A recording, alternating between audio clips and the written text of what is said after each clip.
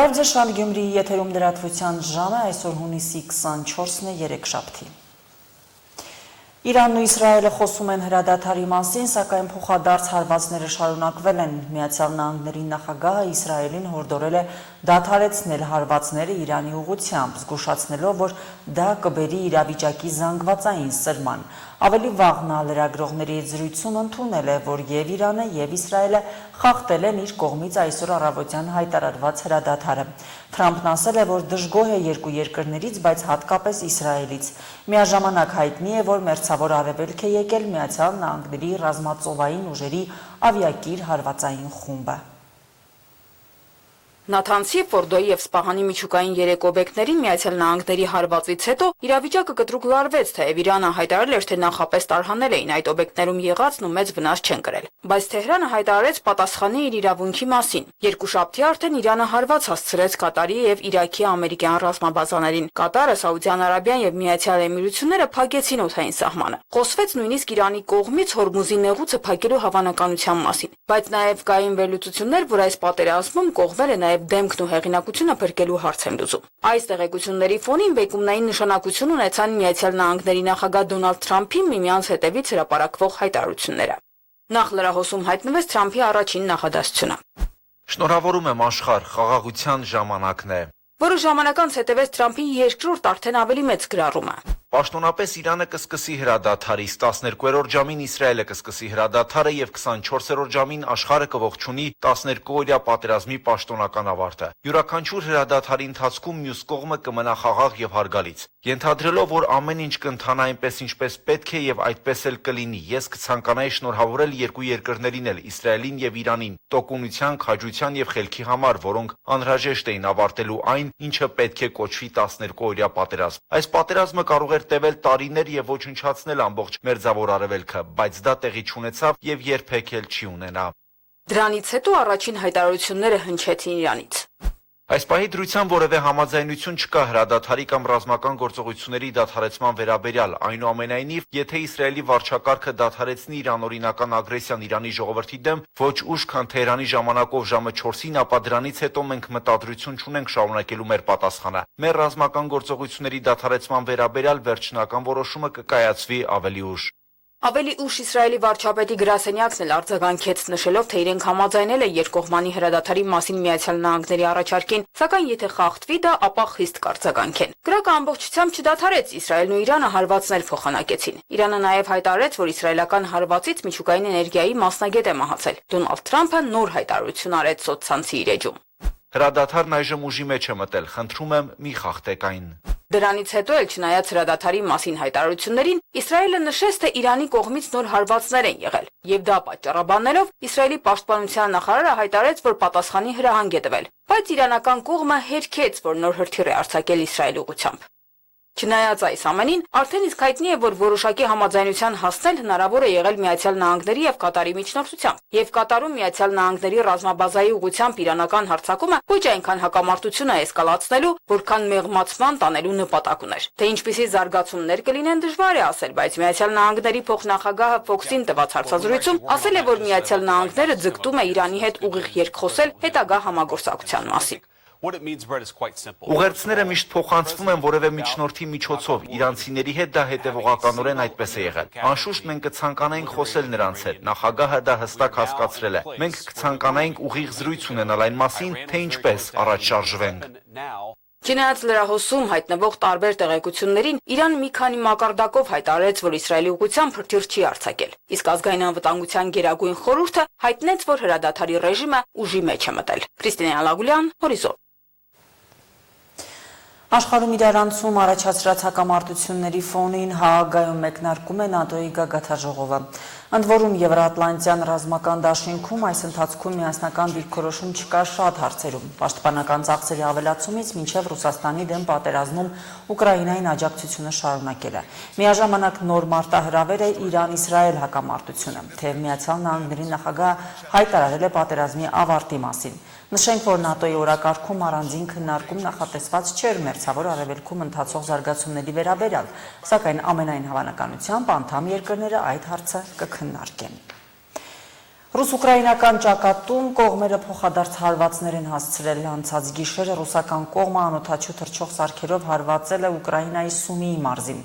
Տեղական իշխանությունները հայտնել են 3 զոհի մասին։ Ուկրաինայի ռազմաօդային ուժերը հայտարարել են, որ հոբ համակարգերը ոչնչացրել են անօդաչուների մեծ մասը։ Մոսկվայի մարզի նահանգապետն էլ հայտնել է անցած գիշեր ուկրաինական անօդաչու թռչող սարքի հարվածի մասին, ինչի հետևանքով 2 մարդ է մահացել։ Հունիսի 14-ի ուժեղ քամու, հորդառատանձրևի և կարգտահարության վնասները մարզային ու քաղաքային իշխանությունները դեռ հաշվում են։ Տուժած շինությունների և ցանքատարածքների սեփականատերերից ստացվող դիմումներն են ուշանում, ինչի պատճառով վնասի չափի մասին տվյալները չեն ամբողջանում։ Մարզի մի շարք գյուղերում ցանքատարածքների բերքը կարկուտն է ոչնչացրել։ Գյումրիում հորդառատանձրևը հեղեղել էր տներ, փողոցներ, ուժեղ քամին վնասել էր տանիքներ, տապալել ծառեր։ Հետևանքների վերացման աշխատանքների ընթացքից երկխոսության մեդիակենտրոնում խոսել են մարզպետարանի և քաղաքապետարանի պատասխանատուները։ Հունիսի 14-ի ուժեղ քամու և կարկտախառն անձրևների հետևանքները Գյումրիում, Արտիկում և Ախուրյանում դեռ ամբողջովին վերացված չեն։ Վնասների մասին ամենաշատ ահազանգերը մարզպետի աշխատակազմը այս համայնքներից է ստացել, բայց վնասների չափերի մասին 10 օր անց դեռ վերջնական տվյալներ չունեն։ Տուժած տնտեսություններից դեռ դիմումներ են ստանում։ Այս պահի դերությամբ կարելի ասել 80%-ով ավարտվել է, այսօր վաղը երևի վաղը ամբողջությամբ կամփոփվի, ընդհանուր կոնկրետ թվային տվյալներ չեմ կարող ասել, որովհետև փոփոխման ենթակա են, այդ տվյալները համայնքներից ամեն օր, ամեն ժամ, ամեն րոպե տվյալները փոփոխվում են։ Մինչ օրս տվյալներ ու դիմումներ ընդունում է նաև Գյումրիի քաղաքապետարանը։ Հանձնաժողովին բնակիչները հայտնում են շենքերին, սեփական տներին, նույնիսկ տնակներին հասցված վնասների մասին։ Մինչ օրս ուսումնասիրվել և գնահատվել է քամուց և անձրևից տուժած 42 դեպք։ Հենց այսօրվա դրությամբ առավոտյան մենք 17 հասցե ենք տրամադրել մեր հանձնաժողովին, որոնք դուրս են եկել տեղերում ուսումնասիրություն կատարելու, գնահատելու ուրեմն պատճառած վնասի չափը։ Քաղաքապետարանում և մարզպետարանում աշխատող առանձին հանձնաժողովներին բազմապնակելիների վնասների մասին տվյալները փոխանցում են համատիրությունները։ Փոխհատուցման թե աջակցության սպասելիս իրենց ուժերով են արձագանքում բնակիչների ահազանգերին։ Իր սպասարկման տիրույթում ամենաշատ շենքերը, այդ թվում հին բնակ ֆոնդի ունի Գյումրի կենտրոն համատիրությունը։ Հունիսի 14-ից մինչև հիմա համատիրությունն արդեն 24 շենքի վնասված կտուր է վերանորոգել։ Ուժեղ քամին 50-ից ավելի հին շենքերի տանիքներ է մասնակի պոկել, վնասել դիտեղյաց ծածկեր։ Տեղեր կա շատ, տեղեր կա քիչ, տեղեր կա անմիջապես վերացվող, այսինքն մի քանի քառակուսի մետր, 6, 12, 15, 20 եւ այլն։ Այդ փոքր հատվածները մենք մեր ուժերով վերացրել ենք ու շարունակենք, ուսումնասիրություններն են շարունակվում, բայց ունենք շենքեր, որոնց վնասները շատ են, ու մեր ուժերով երևի ասենք շատ հարգարտ է այդ վնասի վերացնելու խնդիրը ֆինանսական միջոցները դկաված։ Ներկայացրել ենք համայնքին ներկայացրել ենք մեր ունեցած այդ խնդիրների վերաբերյալ տեղեկանք, սպասենք տեսնենք թե ինչ տեղի կունենա։ Վնասները միայն շենքերում ու սեփական տներում չեն, Գյումրիում, Արտիկում եւ Ախուրյանում տպրոցներում անկապարտեզների տանիքներ են տուժել, որոնց հետ համատիրությունները գործ չունեն։ Կրթական այս հաստատությունները ստիպված են սպասել այնքան, մինչև վերջնական հստակեցումներ կլինեն մարզում կրած վնասների չափերի մասին։ Մեկ ամսյա ժամկետ է դրված բոլոր հաշվարկները միջգերատեսչական մարմիններ ներկայացնելու համար, որից հետո կառավարությունն է որոշում կայացնում, թե փոխհատուցման կամ աջակցության ինչպիսի տարբերակ է գործելու։ Այս պահի դերությամբ այդ գործող կարգով միայն նախատեսվում է վնասների գույքագրում, բայց փոխհատուցում չի նախատեսվում, բայց հիմա նոր կառավարության որոշումը շրջանառության մեջ են մտել, փոփոխություն է կատարվում, այսուհետ իրականացվելու է վնասի գույքագրում եւ փոխհատուցում։ Քամուց վնասված տանիքների նորոգման փոխհատուցման չափը հաշվարկելիս հանձնաժողովն առաջարկում է հիմնականում հին բնակ ֆոնդի շենքերի դեպքում հաշվի առնել կտուրների մաշվածությունն ըստ աշխատանքների ծավալի, քանի որ մասնակի փոքր մասշտաբի վերանորոգումները գործին օգուտ հազիվ թե տան։ Բայց պատկերացնում եք, որ բարձրանաց այդ կդուրի վրա եւ վերանորոգես կդուրը, Անպայման կողքերից հին կդուրները ազբոշիֆերներ կկոդորվի, այնտեղ ուրեմն մեդաղական թիթեղները պտած կլինեն, այսինքն դա պիտի անպայման մենք նկատի ունենք, պլյուս դրան կատարվող աշխատանքները սովորաբար երբ որ նյութի արժեքի նկատմամբ պետք է առնվազն մոտ 60-65% ավելացնել, որպեսզի կարողանաս կատարողական ակտ ստանալ, այսինքն աշխատանք կատարես։ Մեր ունեցած շենքերը բազմապնույթ են։ 1896 թվականի շենքեր կան 1925 թվականի կառուցված շենքեր, 1936 թվականի Գյումրի քաղաքի կառուցապատման հետ արդյունաբերական ձեռնարկությունների ստեղծման ճանապարհին կառուցվել է նաև բնակարանային ֆոնդ եւ կան պատերազմից հետո կառուցված 60-ականներին, 70-ականներին հետ երկրաշարժա բոլորը ունեն իրենց առանձնահատուկ մոդեցման ձևը։ Մենք այս նմանատիպ դեպքերում մենք հաշվի չենք առնում բնակիչները վճարող են, վճարող չեն, պարտքեր ունեն, բայց մեկ է ներկայացրել ենք այդ խնդիրը։ Ու նորից եւ հերթական հորդարատ անձրևներից հետո Գյումրիի մի շարք փողոցներ ջրի տակ են անցնում, ողողում հարակից տներն ու այլ շինությունները։ Հեղեղումների հիմնական պատճառը կոմունալ հարցերով փորձագետը պաշտոնավարման տարիներով ու փորձով է համոզում, թե քաղաքի ջրահեռացման համակարգը շատ տեղերում չի գործում կամ ընդհանրապես չկա։ Մեծամասամբ ունեն ջրահեռացման համակարգ, բայց ունեն նաև այնպիսի փողոցներ, որ հիմնանորոգում են փողոցը, բայց ուրեմն փողոցից դուրս եկած այդ ուրեմն անձրևաջրերի կորվածանց հարակից տարածքներում չկա, որտեղ միացնենք, միացման տեղ է հարկավոր։ Այդ իսկ պատճառով մենք ցկտում ենք ուրեմն հատկապես օրինակ ընդհանրեն Շիրակացի փողոցը մի քանի տեղով մենք պիտի անպայման կարողանանք ջրահեռացում իրականացնել դեպի Գյումրի կետակ։ Մեծաչափ կարկտից տուժած ցանքատարածքների վնասների հաշվարկները եւս ուշանում են։ Մարզպետարանի հանձնաժողովը դրանք կավարտի մինչև շաբաթվա վերջ։ Բերքին հատկապես հացահատիկային մշակաբույսերի վնասվածությունը տեղ-տեղ որոշ ցանքերում կազմում է 80%։ Մարինե Տերբինյան, Արտյոմ Խաչատրյան, Հորիզոն։ Գյումրիում հնչած կրակոցների դեպքի առթիվ նախաձեռնվել է քրեական վարույթ քրեական օրենսգրքի 3 հոդվածներով։ Այս մասին հայտնել են քննչական կոմիտեից։ Հիշեցնենք, հունիսի 20-ին քրեական ոստիկանության Շիրակի մարզային վարչությունում տեղեկություններ են ստացվել, որ ժամը 1-ի սահմաններում մի խումբ անձանց միջև վիճաբանություն եւ ծեծկրտուք է տեղի ունեցել։ Այնուհետ տեղեկություններ են հաղորդվել, որ Գյումրի հացատան մոտ հնչել են կրակոցներ։ Վիճաբանության մասնակիցներից մեկը իր մոտ եղած հրազենով մի քանի կրակոց է արձակել։ Հաղորդվել է նաև վիրավորների մասին։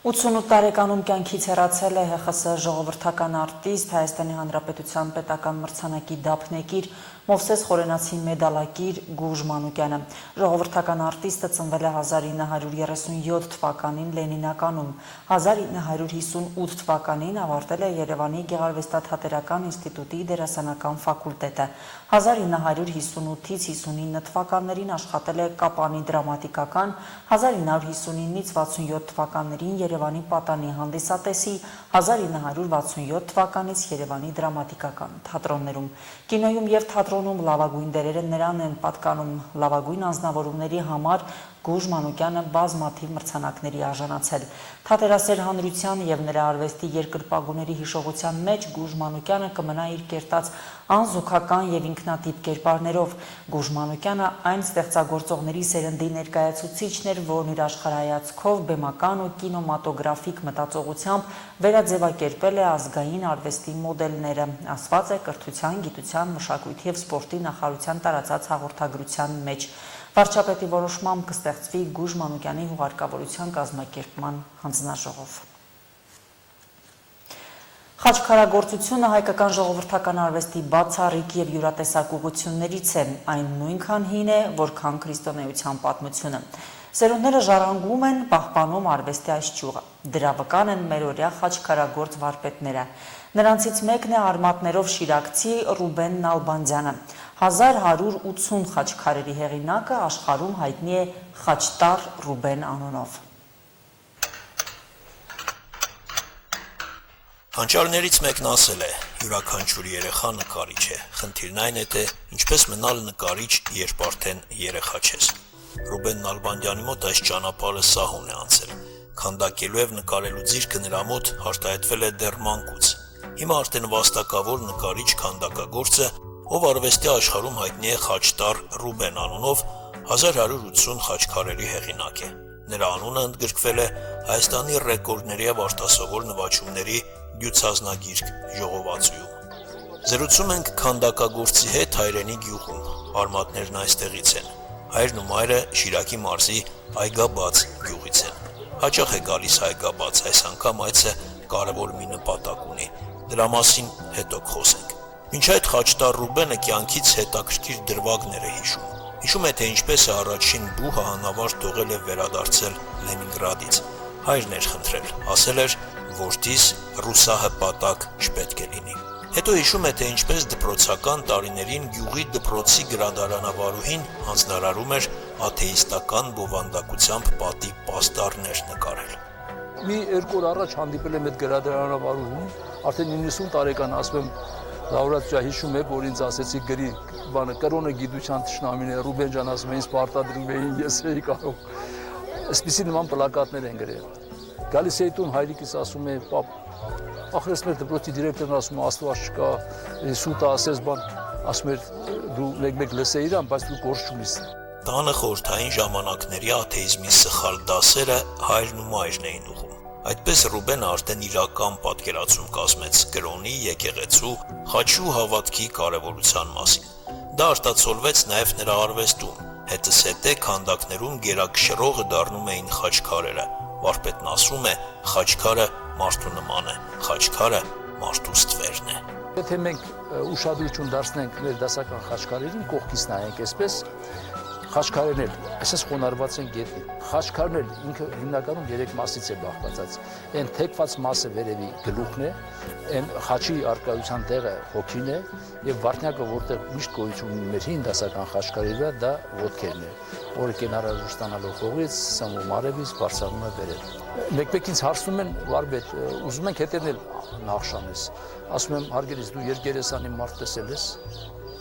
Մեր դասական խաչքարերի մեջ տեսել ես կողքերից նախշ լինի, հետևից նախշ լինի։ Չէ, ասում ուրեմն իր մարդու արտացոլանքը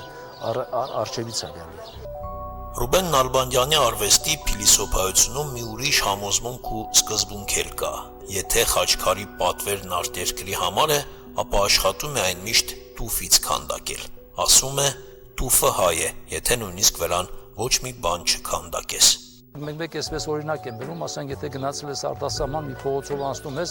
մյուս փողոցի մայթին մի 100 մետր հեռու, 50 մետր հեռու տեսնում ես մի քար տուֆից, դու դաժե անտաշ հետևից մենակ, անկախ քեզնից դու գնալու ես իր մոտ։ Եթե լինի մարմար, բազալտ մտքովդ չի անցնի։ Եվ գնում ես այդ կանչով, հայու հոգու կանչով։ Եվ դրա համար ես միշտ տուֆը համարում եմ հայ է։ Որտեղ լինի նա քեզ կկանչի։ Դու գնաս առանց ձեռ տալու չես հեռանա։ Արտերկրում տեղադրված բազմաթիվ խաչքարեր ունի։ Միացյալ Նահանգներ, Ֆրանսիա, Ուրուգվայ, Բուլղարիա, ելի շատ երկրներ։ Երկրաշարժից հետո Հայաստանում վթարի ենթարկված սերբական ինքնաթիռի օդաչուների հիշատակի խաչքարն է քանդակել վարպետը, որը հետո սերբ ժողովրդի խնդրանքով տեղափոխվել է Սերբիա։ Ռուբեն Նալբանդյանին հրավիրել են բացմանը, Հայաստանից դուրս գտնվող իր գործերի մասին չի սիրում շատ խոսել։ Գիտես, քո խաչքարը պիտի Փարիզում դրվի, Նյու Յորքում դրվի, գիտես, ես տխրում եմ, իրան գիտեն, թե ես պիտի ուրախանամ։ Ես ուզում եմ դա այնտեղ դրվի, որտեղ ես կարողանամ երբ ուզենամ գնամ նայեմ, որտեղ դրանց վրա ես ամիսներով հոգի եմ դրել, դրանց հետ զրուցել եմ, ամեն մի նախշի հետ մտորել եմ, գծել եմ, որ դրանք հեղինակային են, ես չեմ վերցրել ոչ մեկից։ Վարպետը բազմաթիվ պետական մրցանակների ու մեդալների է արժանացել, այդ թվում այլ երկրների կառավարություններից։ Ռուբեն Նալբանդյանի առաջին խաչքարը տեղադրվել է Ծաղկաձորում։ Շատ հայտնի գործերից մեկը Օշականում Սուրբ Մեսրոպ Մաշտոց եկեղեցու պուրակում տեղադրված խաչտարերն են։ Այս քանդակներից հետո վարպետին կոչեցին Խաչտար Ռուբեն։ Պատվերը եկեղեցին էր տվել, վարպետն էլ քանդակել էր բոլոր 39 տարերը։ Աշխատանքի ավարտից հետո եկեղեցին համաձայնել էր տեղադրել 36 տարը, վեհապարն ասել էր, որ եւ Օ տարերը Մաշտոցը չի ստեղծել։ Այդպես հայկական Այբուբենի վերջին 3 տարերը մնացին վարպետի տան բակում։ Սրա հետ կապված մի զվարճալի պատմություն էլ է հիշում։ Ասի, բայց մի հատ էլ մեղք են գործը, բա ինչի ասի, տեսեք, իրոք այդտեղ էինք, որ խոսում ենք տարերի մոտ, ասի, տեսեք, բոլոր իրաց տարերի հետ նկարվում են, բա։ Օրինակ, Լեննագանի 10%-ը օնիկ է։ Հիմա այդ օնիկը մեղք չէ։ Գայիշ պետք է ասի, իմ տարը չկա։ Այդ հայի կողքը նկարվի ասեց։ Խաչտար Ռուբենի 1180-րդ խաչքարը տեղադրվեց հայրենի գյուղում, Այգաբացում, 1887 թվականին կառուցված եկեղեցու բակում, իր հոր եւ մոր, Պարույր Լաուրա Նալբանդյանների հիշատակին։ Մտածել եմ, որ ինքը այդ գյուղը որ սիրում էր մի խաչքար դնեմ, որտեղ իրաց ներկայությունը երևի ժամանակի առումով գերեվա։ Մարդիկ կկարդան, մարդիկ կիմանան, բայց ուզեցի վերագրել, որ խաչը պահապան լինի համայնքի։ Խաչի հեղինակները նաև Ռուբենի եղբայրն ու որդին են։ Նալբանդյանների մեծ ընտանիքում էլի քանդակագործներ կան, իսկ Նալբանդյանների մեծ տունը Արմավիրի մարզի Արշալույս գյուղում վաղուց արդեն վերածվել է արվեստի դպրոցի։ Այնտեղ 70-ից ավելի երեխա է սովորում, բացառապես անվճար, ասում է վարպետը, ու ոչ միայն քանդակագործություն, այլև նկարչություն, գորգագործություն, ազգային պար ու երաժշտություն։ Գիտելիքները, փորձն ու հմտությունները սերունդներին փոխանցել է ևս սկզբունք է վարպետի համար։ Արտակ Հովհաննիսյան, Արտյոմ Խաչատրյան, Հորիզոն։ Գյումրիի Վարդան Աճեմյանի անվան դրամատիկական թատրոնի բեմում հոբելյանական համերգ էր նվիրված Վարդուհի արվեստի դպրոցի հիմնադրման 10-ամյակին։ Դպրոցի ավագ եւ կրտսեր սաները միասին արվեստի լույսը խորագրի ներքո բացահայտեցին իրենց ստեղծագործական ձեռքբերումները։ Վարդուհի արվեստի դպրոցն արդեն 10 տարի է գեղագիտական դաստիարակություն է տալիս գյումրեցի երեխաներին, ձևավորելով արվեստի հանդեպ սեր եւ ստեղծագործ մտածողություն։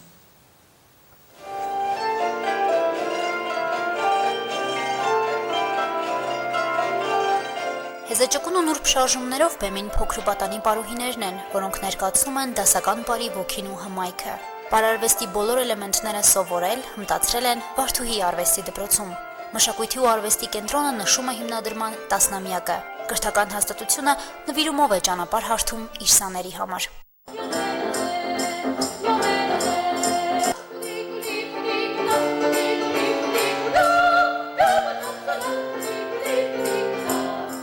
Հեղինակավոր արվեստի դպրոց ունենալ Գյումրիում կարևոր նպատակ է եղել հայ բարերար բժիշկ Հովհաննես Օյունջյանի համար։ Նա հավատում էր, որ հենց այստեղից են ծնունդ առնելու ապագայի լուսավոր արվեստագետները։ Նրա հայրենանվեր նպատակները իրականություն են դառնում նվիրյալ մանկավարժների շնորհիվ։ Դոկտոր Օյունջյանը գիտակցում էր եւ ինչպես բազմիցս նա արտահայտվել է, նա տեսնում էր Հայաստանի զարգացման առանցքը կրթությունը որպես եւ նա իր ներդրումները կատարեց կրթության բնագավառում։ Նա վերակառուցեց 21 միջնակարգ դպրոց վարժարանը, ապա կառուցեց Վարդուհի արվեստի դպրոցը եւ Աղավնի արվեստի կենտրոնը։ Իդեպ նշեմ, որ դոկտոր Օյունջյանն էլ 105-ամյակն է լրանում այս տարի։ Չնայած իր շատ կարճ կենսագրությանը Վարդուհի արվեստի դպրոցը գիտեք հասել է մեծ նվաճումների եւ դարձել է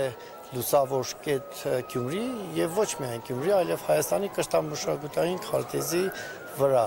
Շուրջ 200 աշակերտ է սովորում, հմտանում եւ արվեստին տիրապետում դպրոցի 3 հիմնական ճյուղերում՝ գեղանկարչություն, երգերաշտություն եւ դասական պար։ Ձեռք բերած հմտություններն ու շնորհը հանդիսատեսի լայն շրջանակի առջև ներկայացնելու պատիվ ունեցան սաները հոբելյանական օրվա առիթով։ Մեծ բեմում երաժշտական տարբեր նվագարաններով կատարումներ էին, հմայիչ պարեր, իսկ թատրոնի ճեմասրահում գեղանկարչական աշխատանքների ցուցադրություն։ Սա այն դպրոցն է, որտեղ յուրաքանչյուրին անհատական մոտեցում է ցուցաբերվում։ Ես տեսել եմ նույնիսկ ակադեմիայում, որ յուրաքանչյուր դասախոս փորձում է ուսանողին սովորեցնել ինչպես նկարել։ Իսկ մենք շեշտը դնում ենք ոչ թե ուսուցչի նկարելու ոճի վրա, այլ յուրաքանչյուր երեխա բնությունից ինչ օժտվածություն ունի, եւ մենք խրախուսում ենք այդ անհատականությունը։ Ու այստեղ տեսնում եք եւ Գյումրիի տեսարաններ, եւ բնանկարներ, եւ նատյուրմորտներ, եւ յուրաքանչյուրի մոտ նայես կոմպոզիցիոն վարպետություն կա ու հասուն վրձին։ Ես չգիտեմ, հիմա կեսը շարունակում իր ուսումը եւ Գյումրիի ակադեմիայում եւ Երևանում, բայց փաստն է, որ նույնիսկ եթե նկարիչ չդառնան, նույնիսկ եթե երաժիշտ կամ պրոֆեսիոնալ պարուհի չդառնան, հաստատ կդառնան բարձր ճաշակի քաղաքացի։ Վարդուի արվեստի դպրոցը միակն է Գյումրիում, որտեղ պահպանում են դասական պարը, բալետը, նուրբ արվեստը հասանելի դարձնելով գյումրեցի աղջիկներին։ Այստեղ մարմնի լեզուն դառնում է մտքի ու հոգու արտահայտման միջոց, որտեղ խոսում են շարժումները։ Վարդուի արվեստի դպրոցը հստակ նպատակներ ունի այս ուղղությամբ։ Շատ քչերը գիտեն, որ բուն հայոց հողում բալետային արվեստը նույնպես այս քաղաքում է ծնունդ առել 1924 թվականին իդեմս Վալպուրյան գիշերի մի փոքր բալետային խումբ, որ մաս է կազմում Գյումրի օպերետային թատերախմբի, նահա այդ թվականին, եթե չեմ սխալվում, հունիսի ներկայացրել է առաջին բալետային բեմադրությունը Հայաստանում։ Վարդուհին էլ դրա ավանդների շարունակողն է։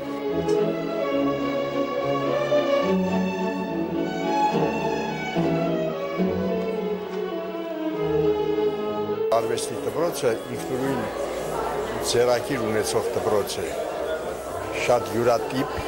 շատ պատասխանատու եւ մի փոքր այսպեսի հարց կա, որ շատերը ձգտում են ուղղակի գնալ այդ դպրոց։ Այդ դպրոցում հավաքում են քաղաքի ավելի այսպես ասեմ օժտված երեխաներ։ Այդ շահեկան է դպրոցի համար, բայց ի պատիվ դպրոցի պետք է ասել, որ հրաշալի կոլեկտիվ է, հրաշալի աշխատանք։ Վարդուի արվեստի դպրոցում յուրաքանչյուր սան այս կերպ պարտավորվում է արժևորել հայկական մշակույթը, հավատարիմ մնալ ազգային ակունքներին։ Այս պատանիներն են մշակույթը հանրահռչակում տարբեր բեմերում ու մրցույթ փառատոններին։ Երգչախումբը անցած տարի Հայաստան համահայկական մրցույթում Գրանպրի շահեց։ Վերջերս մեր բալետի խումբը, որ դուք տեսաք, Երևանում ևս Գրանպրի շահեց եւ իդեպ գրավելով դուբալ։ Վարդուի արվեստի դպրոցն այս տարիների ընթացքում մասնակցել է եւ Արցախապատ դասական երաժշտության փառատոնին եւ Հայաստան երգչախմբային փառատոնին եւ դասական ուրբաթ նախագծին եւ ամենատարբեր ցուցահանդեսների համակարգային գրեթե բոլոր այն միջոցառումներին, որոնց մասնակցում են համայնքապատկան արվեստի երաժշտական արտադրոցական ուսումնական հաստատությունների սաները։ Այս 10 տարիների կարևոր ձեռքբերումները արվեստի դպրոցը ամբարել է ուսուցիչների, պատասխանատուների նվիրումի շնորհիվ, որոնց անունները մեկ առ մեկ հնչում են բեմից, շնորհակալության չդադարող ծափերով։ Հասմիկ Թումասյան, Արտյոմ Խաչատրյան, Հորիզոն։ Այժմ լրահոսը ևս սպառված է, նորությունների սպասեք մեր հաջորդ թողարկումներում։